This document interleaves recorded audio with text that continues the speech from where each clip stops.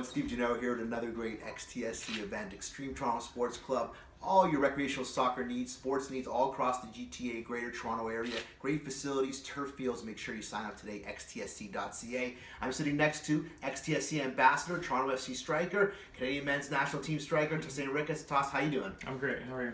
I'm good, thanks. I want to take a few minutes today, if we can, and talk about your career path. How you came from, Edmonton to Toronto FC. So let's start right there. Tell me about the early days of playing soccer.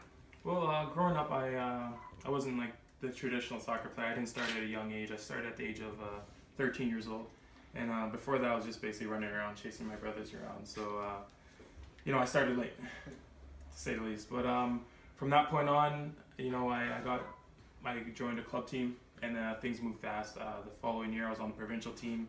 The following year after that, I got invited to the National Team Training Center, NTC, which was back in the day. I don't think they have that program no more, but things moved quite quickly. Can you tell me a little bit about the first time you got the phone call or how did it? I was going to say the email, but there probably wasn't an email or a text. How did it happen when you got told that you were going to get a chance to play for the Canadian national team?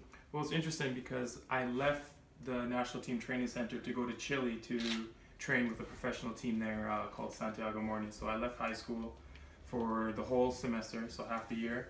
And then when I got back, I got invited to the under-17 national team camp, and as I scored my first goal for Canada that camp. And so tell me about the first time you pulled that jersey on. So you walk out on the field, where were you, and what was the feeling like the first time you got to wear that Canadian national jersey?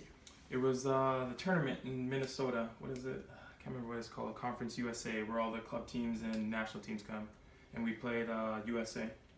And it was a special feeling. It was I knew from that moment I wanted to represent the country, and it just drove my passion for soccer, scoring that first goal for Canada. When did you get your first men's team cap? First men's team cap was in Greece.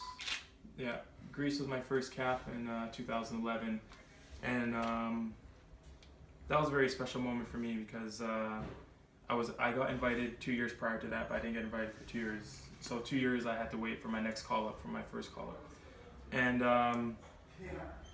it was special because I know from that moment on I have something special that I can provide for the country, and I knew that I could make a career out of this game, basically. So tell me a little bit about the career then, right? You're playing with the national team under 17, and now you're at Toronto FC, and along the way there was many stops.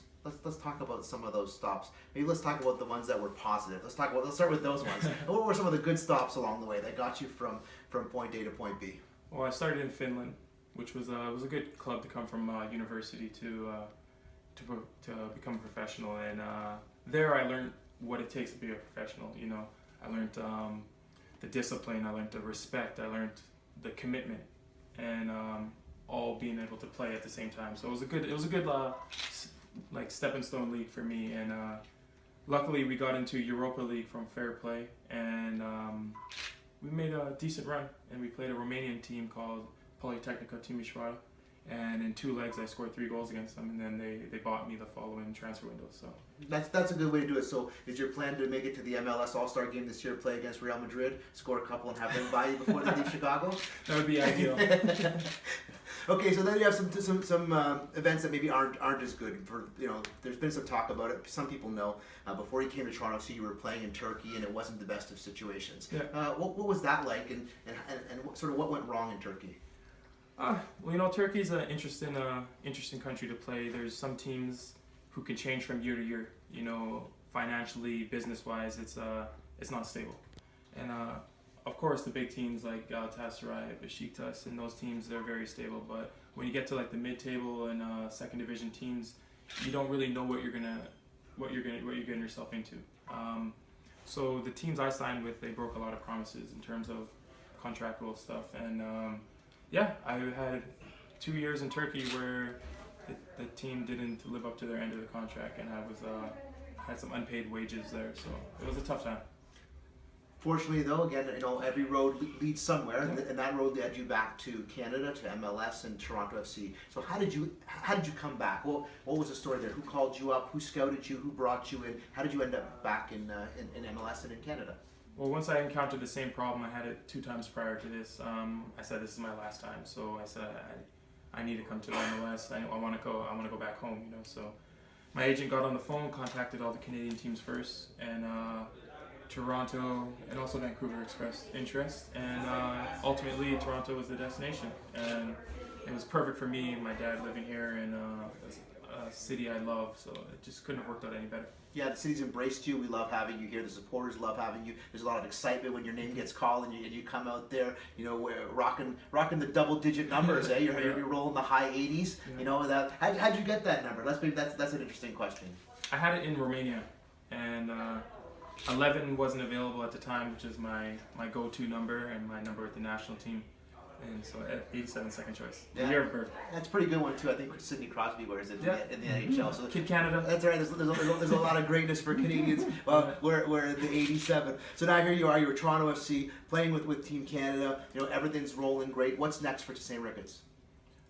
Just having a great season.